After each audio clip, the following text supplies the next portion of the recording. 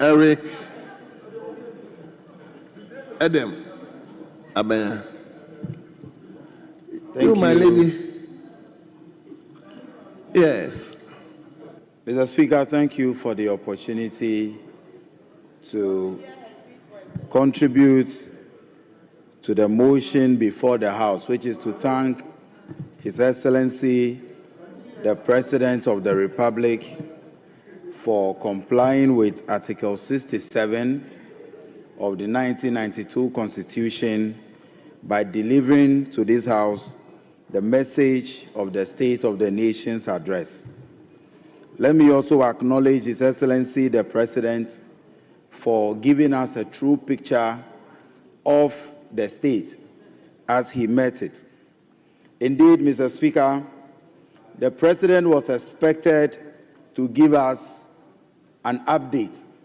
He was expected to give us the true picture of the economy as he met it, and he did just that. I am surprised that our friends from the minority today are all claiming that Mr. President only lamented and did not give a true State of the Nation address. They are actually sending an invitation to His Excellency the President that if you are a medical doctor who performs a meticulous diagnosis on a patient and you report the accurate findings of your diagnosis, it means you are lamenting. The economy that President Mahama inherited, the economy that the NPP left behind, is actually the picture that President Mahama painted. And for some of us, we even believe that President Mahama was too modest in telling the people of Ghana the actual state of the economy that he inherited. Mr. Speaker, let's move into the issues of the economy. Mr. Speaker, this same economy that the NPP members and members of the minority want us to believe was a good economy.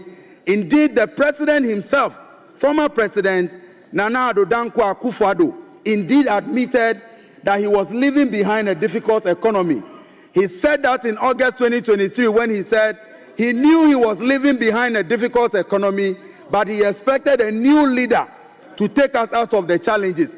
If there was no challenge, why did the President then make such statement? Again, we were in this country, Mr. Speaker, when 98 conscious, courageous members of the then minority, of the then majority, and it is interesting that the 98 number at the time is far bigger than the current number that they have before this chamber. Those 98 members of the majority then took to the media, wrote a petition, asked that the Minister of Finance at the time be sacked. And the argument they made at the time was that the Minister for Finance had mismanaged the economy and that the economic situation at the time was not too good, for which reason they were demanding his dismissal. And so it is surprising, and I am flabbergasted that today this same minority will stand here to speak and defend the records of the economy that they wanted the finance minister sacked for.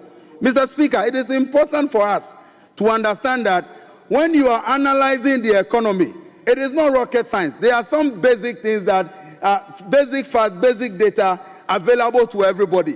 But one of the key issues when it comes to the strength of the economy is the issue of how the growth rate really translates to the quality of life of the ordinary Ghanaian. Mr. Speaker, before 2024 elections, the World Bank in their report, which spoke about inflation, stated that 850,000 Ghanaians were pushed into the poverty line because of high inflation. That is the kind of economy that you left behind. That over 850,000 people were pushed below the poverty line. And you tell us that you left behind a strong economy? Please, the fact is there, the data is there, and it speaks for itself. Mr. Speaker, again, unemployment or the employment rate is a key indicator of economic growth. President Mahama left behind unemployment rate of 8%. But before the 2024 election, President Akufo-Addo left behind 14.7% unemployment rate. How dare you say that you left behind a better economy? Again, According to the Ghana Statistical Service, Mr. Speaker, according to the Ghana Statistical Service, close to 2 million Ghanaian youth were left in the NEET bracket. And when we talk about NEET, we're talking about no education, no employment, no training, and then all that. You left 2 million Ghanaian youth in that bracket, and that is why on December 7th, they voted you out. But Mr. Speaker, President Mahama did not only give us the picture of the economy that he inherited, but he also was so generous to the good people of Ghana by giving us a comprehensive plan for addressing the challenges as he met them. Mr. Speaker, President Mahama outlined a number of policy initiatives, but I want to begin with what I call his bold plans for proper governance. Mr. Speaker, for the last 8 years under the NPP government, we saw the bastardization of state institutions. Even independent state institutions were bastardized with partisanship. Even the very respected institutions were bastardized by the NPP, be it security and even critics. And according to a survey, 7 out of 10 Ghanaians even lost confidence in the judiciary. That is the kind of country that they left behind. But President Mahama announced comprehensive plans to address the challenges. He started. And you're talking about institutions, even the Electoral Commission.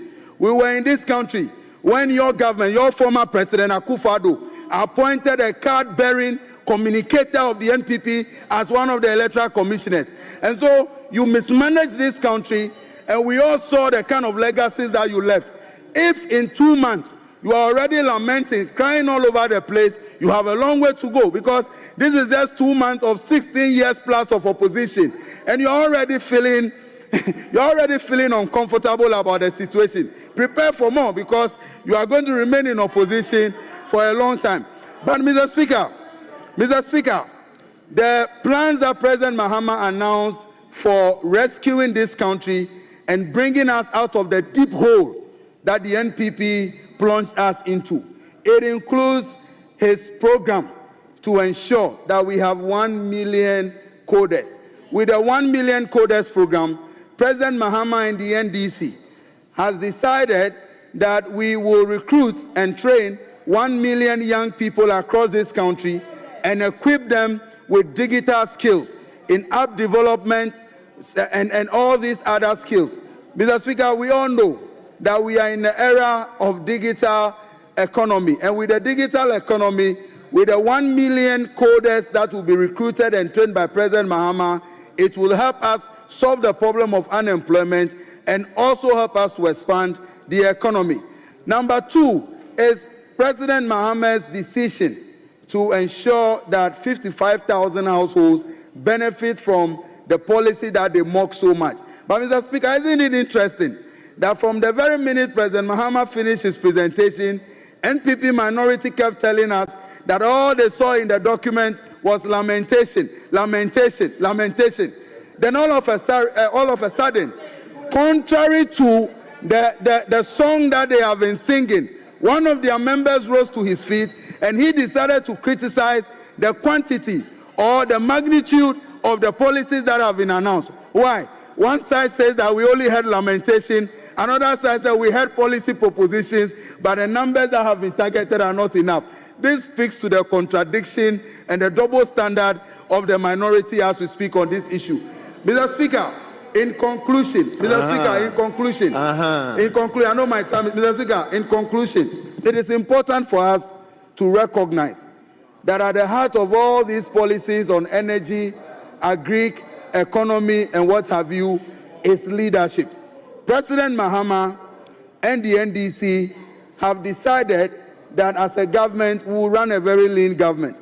President Mahama has decided that we must put to proper use the resources of this nation.